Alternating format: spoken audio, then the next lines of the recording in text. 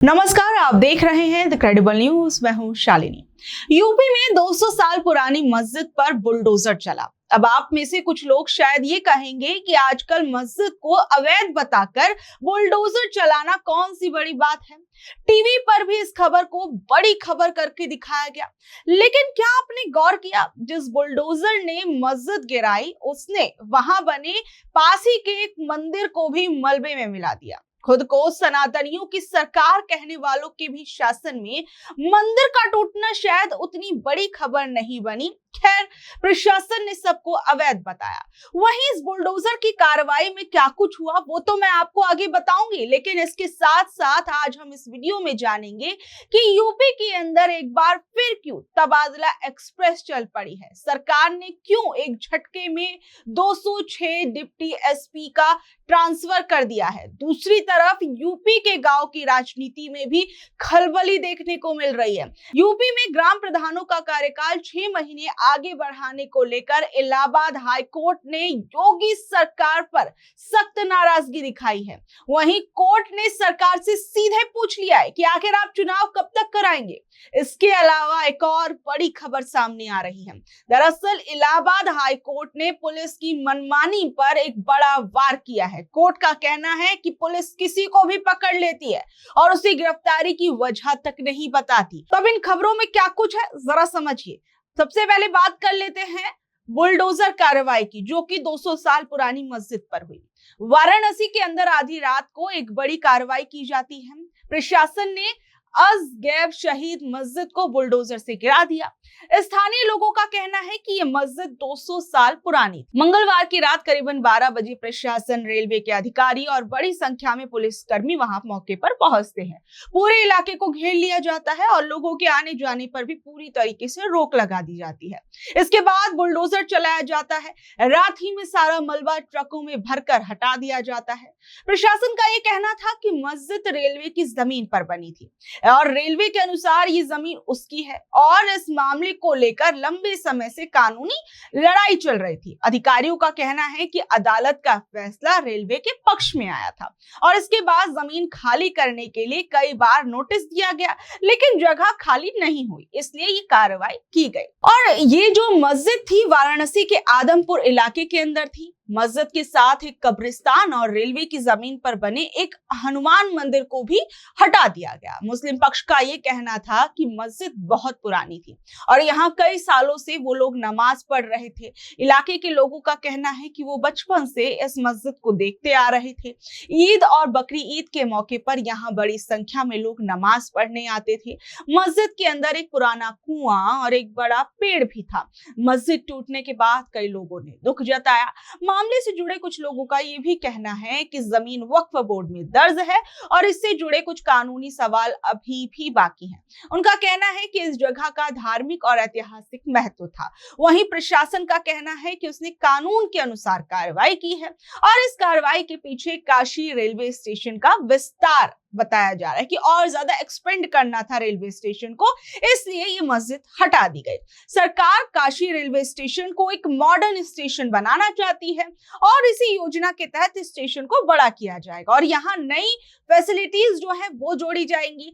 अब वाकई में ऐसा यूपी में आने वाले समय में देखने को मिलेगा या नहीं मिलेगा, ये तो आगे आने वाला वक्त बताएगा कि क्या काशी का जो रेलवे स्टेशन है और भी ज्यादा बेहतरीन बनाया जाएगा। लेकिन आप समझ सकते हैं कि जो 200 साल पुराने मस्जिद पर जो कार्रवाई हुई उस पर कई सवाल उठ रहे हैं, लोगों के अंदर दुख है। फिलहाल इस कार्रवाई को लेकर लोगों के बीच बहुत चर्चा हो रही है। कुछ लोग इसे विकास के लिए जरूरी बता रहे हैं, जबकि कुछ लोग इसे अपनी पुरानी धार्मिक जगह के टूटने से जोड़कर देख रहे हैं और दुखी हैं। बहरहाल, अब मस्जिद को लेकर जो कुछ हुआ वो मैंने आपको बताया। वहीं यूपी सरकार ने अपने यहाँ पर पुलिस विभाग में एक बहुत बड़ा बदलाव किया है और ये आने वाले चुनावों से जुड़कर देखा जा रहा है। एक साथ 206 पुलिस अफसरों का तबादला कर दिया गया है, जो कि डिप्टी एसपी हैं। यानी उन्हें एक शहर से अब दूसरे शहर भेज दिया गया है और इस लिस्ट में लखनऊ समेत यूपी के कई बड़े जिले शामिल हैं। सरकार का कहना है कि जब कोई अफसर एक ही जगह बहुत लंबे समय तक रहता है तो काम की रफ्तार धीमी हो जाती है। इसलिए पुलिस के काम में नई जान फूंकने और सुरक्षा व्यवस्था को मजबूत करने के लिए ये तबादला एक्सप्रेस चलाई जा रही है।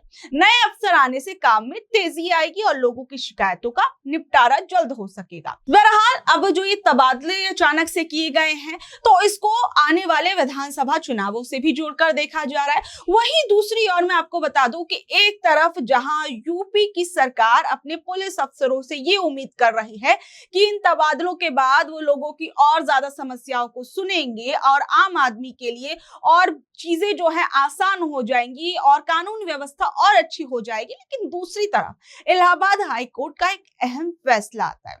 इलाहाबाद हाई कोर्ट ने अपने फैसले के अंदर जो यूपी की पुलिस है उसकी कार्यप्रणाली पर सख्त टिप्पणी की है। दरअसल कोर्ट ने जिस तरीके से कई मामलों के अंदर ये देखा गया कि यूपी के अंदर लोगों को गिरफ्तार कर लिया गया और उनको उस बात की वजह भी नहीं बताई जाती, और इसे लेकर अब जो इलाहाबाद हाई कोर्ट है उसने सख्त टिप्पणी की है। कोर्ट ने कहा कि किसी भी व्यक्ति को गिरफ्तार करने के बाद उसे ये बताना जरूरी है कि उसे किस वजह से पकड़ा गया, लेकिन कई मामलों में पुलिस ऐसा नहीं कर रही है। अदालत ने कहा कि ये बिल्कुल गलत तरीका है। अब पुलिस की आम आदत बनती जा रही है ये चीज कि आप लोगों को गिरफ्तार कर लो और आप उसे ये भी मत बताइए कि आपने किस कारण से उसको गिरफ्तार किया है, और जबकि ये कानून के खिलाफ है। और ये जो पूरा मामला था ये एक हत्या के आरोपी संदीप बैसोया से जुड़ा है, जो जनवरी से जेल में बंद है। आरोपी ने कोर्ट में कहा कि जब पुलिस ने उसे गिरफ्तार किया था तब उसे गिरफ्तारी की वजह भी नहीं बताई गई थी। उससे यह भी कहा गया कि पुलिस ने जरूरी कागजी प्रोसेस पूरे किए बिना ही उसके खिलाफ कार्रवाई की, लेकिन सुनवाई के दौरान सरकार की ओर से ये बात नकार दी गई कि आरोपी को समय पर गिरफ्तारी का कारण नहीं बताया गया। कोर्ट ने कहा कि सुप्रीम कोर्ट पहले ही ये साफ कर चुका है कि गिरफ्तार किए गए व्यक्ति को रिटर्न रूप में गिरफ्तारी की वजह बताना बेहद जरूरी है। साथ ही पुलिस को हर जरूरी कागज भी सही तरीके से तैयार करना चाहिए। हाईकोर्ट ने कहा कि कानून का पालन करना पुलिस की भी जिम्मेदारी है। अगर नियमों का पालन नहीं होगा तो लोगों के अधिकारों का नुकसान होगा। इसी वजह से कोर्ट ने गाजियाबाद के पुलिस आयुक्त को मामले की जांच करने और पुलिस अधिकारियों को सही दिशा निर्देश देने का आदेश दे दिया। कोर्ट ने मुख्य न्यायिक मजिस्ट्रेट के रिमांड आदेश पर भी सवाल उठाया। अदालत ने कहा कि ऐसे मामलों में सिर्फ औपचारिकताएं पूरी करनी नहीं होती, बल्कि ध्यान से इन्वेस्टिगेशन करनी चाहिए और कानून का पालन करना चाहिए। इन सभी कमियों को देखते हुए एक दूसरे आरोपी को पहले से ही जमानत मिलने का हवाला देते हुए हाईकोर्ट ने संदीप बैसोया को भी जमानत दे दी। कोर्ट ने साफ कहा कि पुलिस और अधिकारियों को कानून के नियमों का पूरी तरीके से पालन करना होगा। देखिए, जहां एक तरफ जो लगातार यूपी की सरकार है वो पुलिस अफसरों के तबादले कर रही है, वहीं दूसरी ओर पुलिस के लोगों को हाईकोर्ट जो है वो फटकार लगा रहा है कि आप जो है बिना कुछ बताए, बिना किसी कारण के भी कई लोगों को आप गिरफ्तार कर लेते हैं, उसकी गिरफ्तारी का आप उसे कारण नहीं बताते हैं। वहीं आप देखिए कि आने वाले समय में यूपी के अंदर होने हैं विधानसभा के चुनाव, और इसको लेकर भी अब कहीं ना कहीं जमीनी स्तर पर तैयारियां तमाम पार्टियों ने करनी भी शुरू कर दी है। लेकिन यूपी के अंदर ग्राम प्रधानों के चुनावों को लेकर जो है वो लगाई है फटकार हाईकोर्ट ने यूपी की सरकार को। यूपी में ग्राम प्रधानों का कार्यकाल 26 मई को खत्म हो चुका है और नियम के हिसाब से अब तक चुनाव हो जाने चाहिए थे, लेकिन सरकार ने चुनाव में देरी होने की वजह से पुराने प्रधानों का समय जो था वो 6 महीने के लिए और बढ़ा दिया। अब प्रधान ही गांव के कामकाज देख रहे हैं। सरकार के इसी फैसले के खिलाफ हाईकोर्ट में याचिका डाली गई।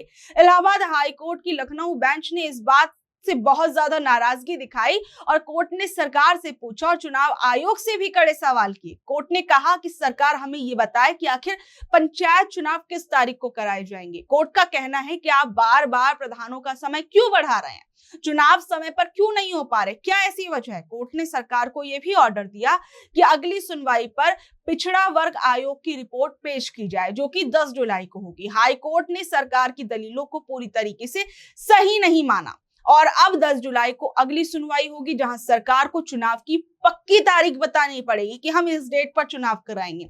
तब तक गांव के प्रधान प्रशासक के तौर पर अपना काम जारी रखेंगे। सरकार चुनाव टाल रही थी, लेकिन हाई कोर्ट ने डंडा चला दिया और अब सरकार से चुनाव की फिक्स तारीख मांग ली है। बहरहाल आप लोग इस खबर पर क्या कुछ कहेंगे, नीचे दिए कमेंट बॉक्स में अपनी राय जरूर बताइएगा और ऐसी अपडेट से जुड़े रहने के लिए देखते रहिए द क्रेडिबल न्यूज। मैं हूं शालिनी, धन्यवाद।